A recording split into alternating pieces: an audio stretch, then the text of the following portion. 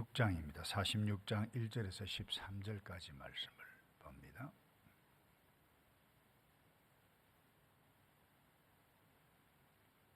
이사야 46장 1절입니다. 벨은 엎드러졌고 느보는 구부러졌도다. 그들의 우상들은 짐승과 가축들에게 실렸으니 너희가 떠매고 다니던 그것들이 피곤한 짐승의 무거운 짐이 되었도다. 그들은 구부러졌고 그들은 일제히 엎드러졌으므로 그 짐을 구하여 내지 못하고 자기들도 잡혀갔느니라. 야곱의 집이여, 이스라엘 집에 남은 모든 자여, 내게 들을지어다. 배에서 태어남으로부터 내게 안겼고 태에서 남으로부터 내게 업힌 너희여, 너희가 노년에 이르기까지 내가 그리하겠고 백발이 되기까지 내가 너희를 품을 것이라. 내가 지었은즉 내가 업을 것이요 내가 품고 구하여 내리라. 너희가 나를 누구에게 비기며 누구와 짜가며 누구와 비교하며 서로 같다 하겠느냐. 사람들이 주머니에서 금을 쏟아내며 은을 저울에 달아 도금장이에게 주고 그것으로 신을 만들게 하고 그것들에게 엎드려 경배하며 그것을 들어 어깨에 메어다가 그의 처소에 두면 그것이 서 있고 거기에서 능히 움직이지 못하며 그에게 부르짖어도 능히 응답하지 못하며 고난에서 구하여 내지도 못하느니라. 너희 패역한 자들아, 이 일을 기억하고 장부가 되라. 이 일을 마음에 두라. 너는 옛적 일을 기억하라. 나는 하나님이라. 나 외에 다른 이가 없느니라. 나는 하나님이라. 나 같은 이가 없느니라. 내가 시초부터 종말을 알리며 아직 이루지 아니한 일을 옛적부터 보이고 이르기를 나의 뜻이 설 것이니 내가 나의 모든 기뻐하는 것을 이루리라 하였노라. 내가 동쪽에서 사놓은 날 짐승을 부르며 먼 나라에서 나의 뜻을 이룰 사람을 부를 것이라. 내가 말하였은즉 반드시 이룰 것이요 계획하였은즉 반드시 시행하리라. 마음이 완악하여 공의에서 멀리 떠난 너희여, 내게 들으라. 내가 나의 공의를 가깝게 할 것인즉 그것이 멀지 아니하나니 나의 구원이 지체하지 아니할 것이라. 내가 나의 영광인 이스라엘을 위하여 구원을 시온에 베풀리라. 아멘. 유대 이스라엘이죠. 나라가 바벨론에게 망하고 70년 동안 바벨론에서 포로가 될 것이다. 예언을 했고 그 예언대로 이루어져 가고 있는 과정, 어떻게 보면 절망적인 상황이죠. 근데 이와 같은 상황에서 이사야 선지자를 통해서 말씀해 가시는데 1장에서 39장까지는 그들의 죄악과 그들이 심판당할 것, 그야말로 끔찍하게 지적을 했습니다마는 40장 이후에 희망의 메시지를 어떤 일들이 일어날 것인가 전하십니다. 오늘 본문에도 마찬가지예요. 우상을 언급하면서 이들이 지금 망해가고 있는 그와 같은 현실 가운데서 희망의 메시지를 전해주고 있는데 왜 이와 같은 메시지를 하셨을까? 이유가 뭘까요? 이유는 딱 하나입니다. 하나님께서 택하신 언약의 백성이었기 때문에 그렇습니다. 왜 심판을 엄청난 심판의 채찍, 바벨론에게 끌려가고 나라가 망해가는 그와 같은 심판의 채찍을 들었을까? 그 이유도 딱 하나입니다. 자기 백성이었기 때문에. 그래서는 안 되기 때문에. 우상을 섬겼기 때문이고 또 우상을 섬겨서 그냥 그렇게 해서는 안 되기 때문에 때려서라도 돌아올 수 있도록 하시는 하나님의 섭리를 우리 이사야서 전체를 통해서 볼 수 있는데, 이런 망해가고 있는 상황 가운데서 하나님께서 어떻게 하시겠다고 말씀하세요? 오늘 본문에 보면 3절 이하에 보면 내가 품겠다, 그리고 구하여 내리라 그랬어요. 이렇게 말씀하죠. 너희가 태에서 나옴으로부터 내게 안겼고 너희가 백발이 되기까지 내가 너희를 품을 것이다 그랬어요. 내가 지어선즉 내가 업을 것이다. 내가 품고 구하여 내리라. 사실 이 말씀만 보면 감동적이죠. 그야말로 온갖 못된 짓 다 했는데 그야말로 없애버려도 시원한데 하나님께서 이사야 선지자를 통해서 뭐라고 말씀하세요? 태에서 나올 때 아무것도 몰라요. 이 말은 하나님께서 그냥 은혜로 아브라함을 통해서 선택했다 이 이야기죠. 인간적으로 표현한 거죠. 인간적인 단어로. 너희가 백발이 되기까지 나이가 들면 아무것도 못해요. 그럼에도 불구하고 내가 품을 것이다. 내가 업을 것이다. 왜 이렇게 했을까요? 이미 말씀드렸어요. 자기 백성이기 때문에. 그러니까 또 하나, 왜 기억해 가야 할 것은 이 이스라엘 백성들이 왜 타락했을까? 어제 유대 백성이나 이스라엘 백성들이나 오늘 성도들이 왜 타락합니까? 왜 우상을 섬기죠? 그 이유는 이래요. 하나님도 알고 하나님도 섬기지만 이 하나님보다 현실적으로 더 도움이 되겠다, 돈이 되겠다, 나에게 기쁨이 되겠다, 유익이 되겠다라고 하는 그것 붙잡는 마음, 여기에는 악한 사탄이 유혹을 했기 때문이기도 하죠. 그러나 결국은 본인이 그 백성들이 잘못 선택한 거죠. 그러니까 어제 유대 백성이나 오늘 저와 여러분이나 본질적으로 왜 우리가 시험당하고 타락하고 하나님을 멀리하느냐, 그 이유는 딱 하나입니다. 다른 것 없어요.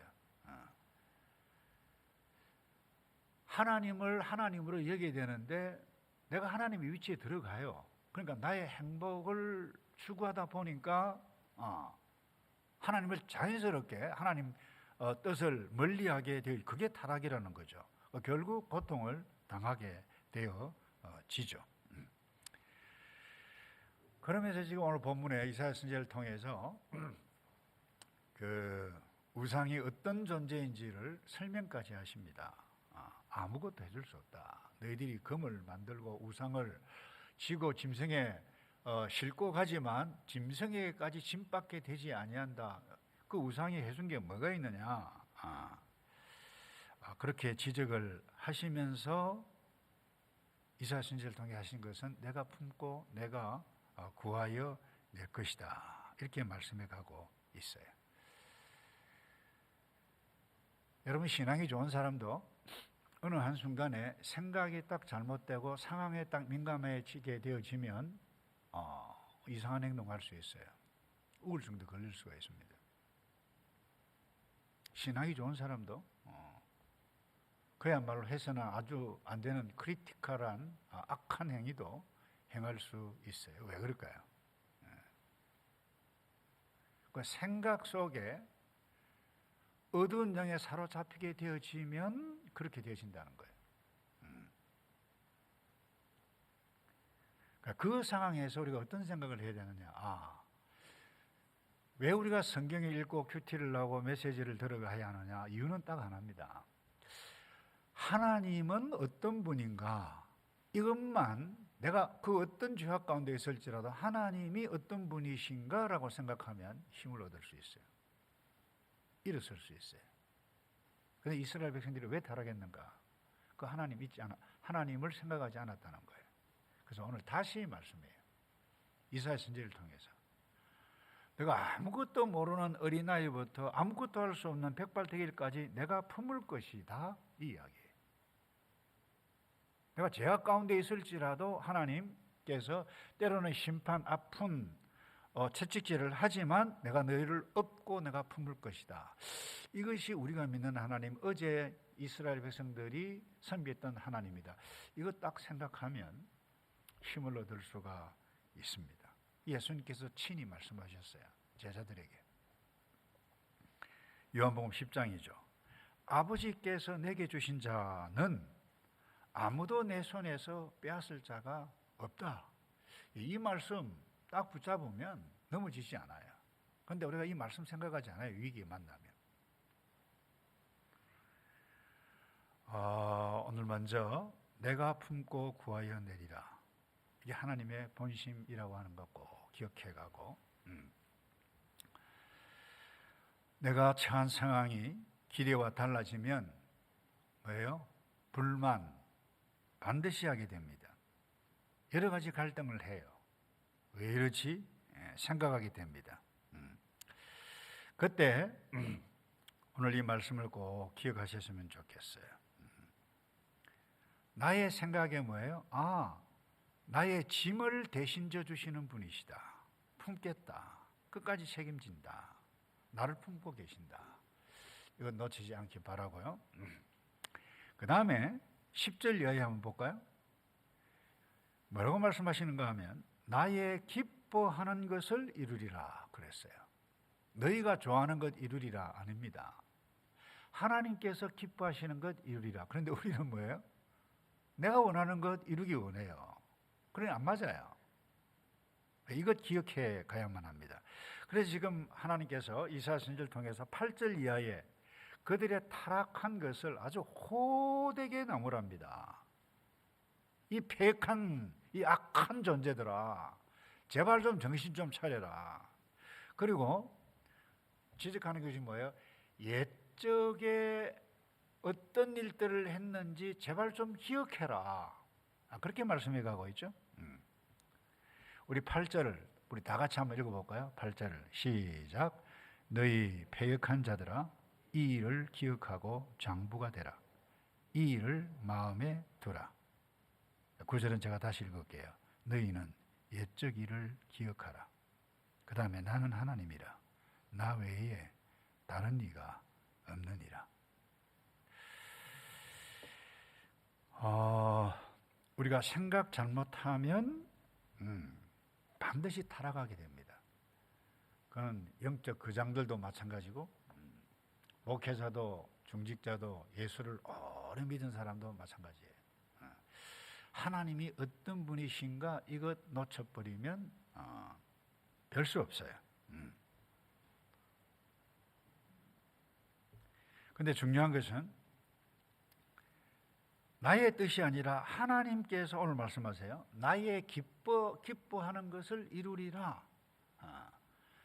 그런데 내가 원하는 것만 놓고 기도하면 시험 당합니다. 왜 하나님 빨리 응답 안 해주십니까? 하나님 우리 모든 것을 다 아세요. 그런데 우리는 하나님 내 사정 입장 바꿔놓고 생각해 보세요. 하나님 왜 이렇게 모릅니까? 이게 얼마나 교만합니까? 원래 이사야 선지자를 통해서 우리에게 지적하는 것이 바로 그거예요. 하나님께서 나는 나의 기뻐하는 것을 이 나의 기쁨이 우리에게 해가 되는 것입니까? 아니라는 거죠. 그래서 하나님께서 이사야 선지자를 통해서 자신은 처음부터 나중까지 선포하는데 그 선포가 뭐예요?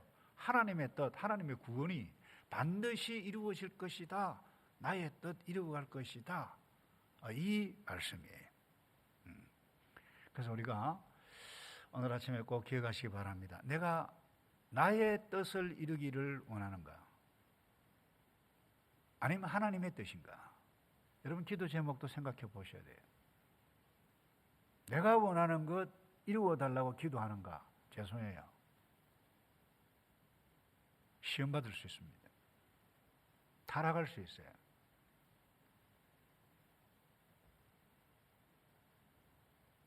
근데 우리 모두는 내 뜻이 우선이지 하나님의 뜻이 우선이 아니라고 하는 부분입니다.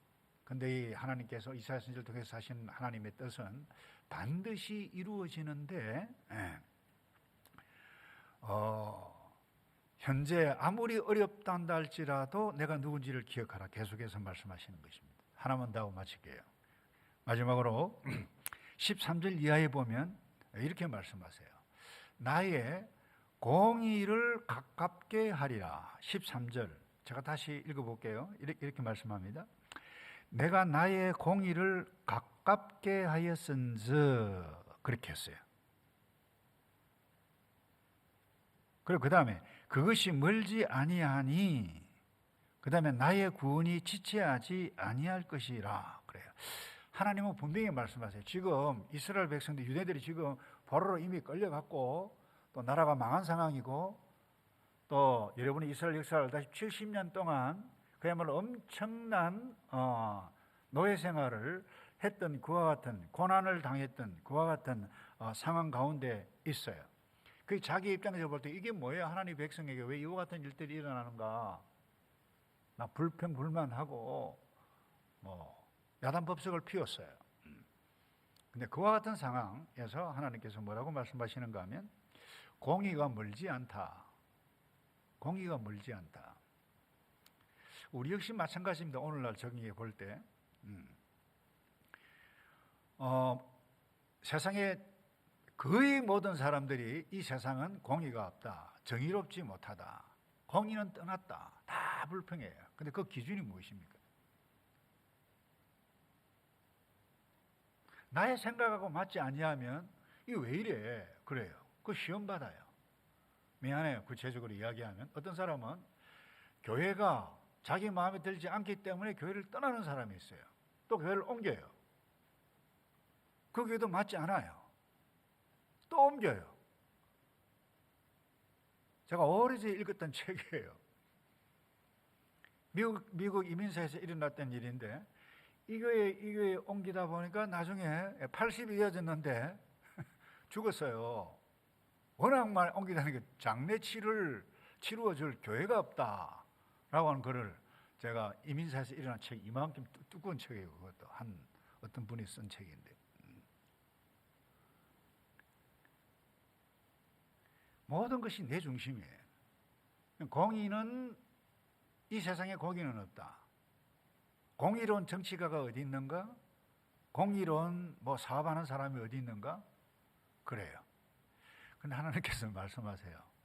공의 멀리 있지 않다. 하나님께서 공의를 베푸신다. 그리고 또 하나 말씀하시는 것은 구원이 지체하지 않는다. 이렇게 말씀해 가고 있어요. 여러분, 공의는 하나님의 성품입니다. 공의는 하나님의 성품이에요.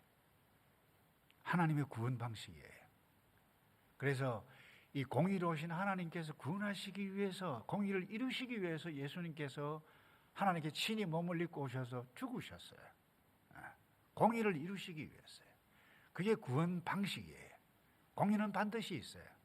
우리에게 내게 있는 것이 아니라 하나님께 있다. 이사야 선지자를 통해서 끊임없이 말씀해 가고 있어요. 한 글을 읽었는데 2023년 유엔 보고서에 의하면 그래요. 전 세계 인구 50% 이상이 부패나 불의로 인해서 피해를 경험하고 있다. 유엔 보고서입니다.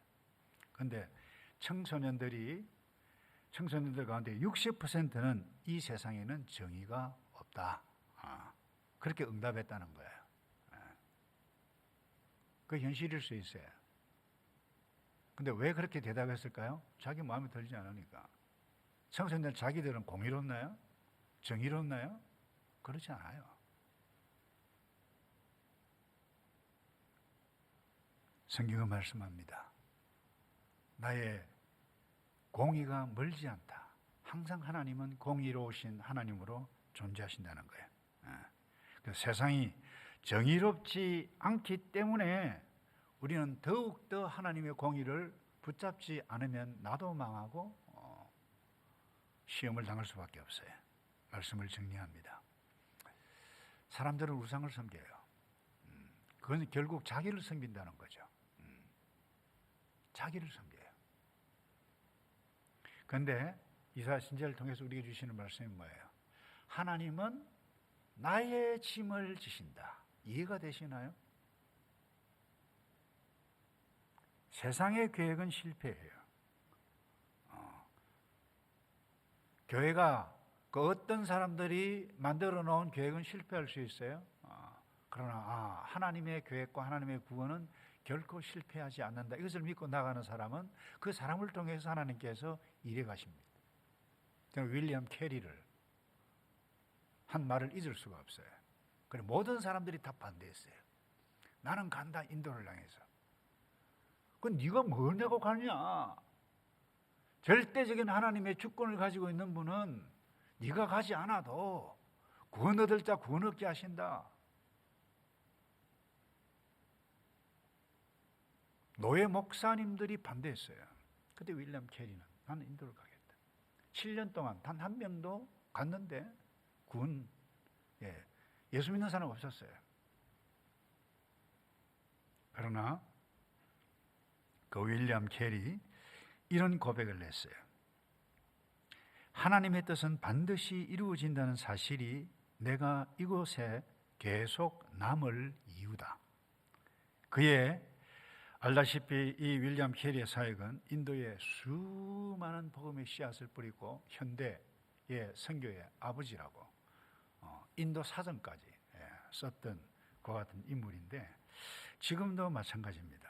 교회가 그야말로 포스트 모던 시대에 교회가 망해가고 있다. 젊은이들이 교회를 떠난다 그러는데 여러분 공의가 멀지 않고 하나님의 구원은 계속해서 이루어져 가고 있어요. 3개월 전에 만난 한국에서 온 젊은 목사들 만나고 제가 얼마나 기뻤는지 목사님 신문지상에 나타난 것하고 다릅니다. 젊은이들이 엄청나게 일어나고 있습니다. 그러니까 우리만 보고 우리의 상황 보고 이민교의 상황만 보게 되어지면 하나님의 공의 하나님의 뜻을 이룰 수가 있어요. 뉴질랜드 어려워요. 젊은 사람들이 멜번으로 가고 시드니로 가고 다 가죠. 좋아요. 갈 수 있어요. 얼마든지. 그러나 중요한 것은 내가 왜 이와 같은 글을 선택하고 왜 이와 같은 것들을 하느냐 정확한 생각에서 움직이지 아니하면 후회합니다. 그래서 우리의 자녀들 또 우리 자신들이 오늘 이사야 선지자를 통해서 말씀하신 것 꼭 기억하고 위험을 만날 때마다 하나님은 어떤 분인가 이거 놓치면 우리 모두 시험 받습니다. 공이 멀지 않다고 말씀하세요. 그래서 거룩하신 그 하나님 앞에 날마다 하나님이 어떤 분인가 기억해가고 또 승리해 가시는 저와 여러분 되기를 주님의 이름으로 축복합니다. 우리 조금 전에 불렀던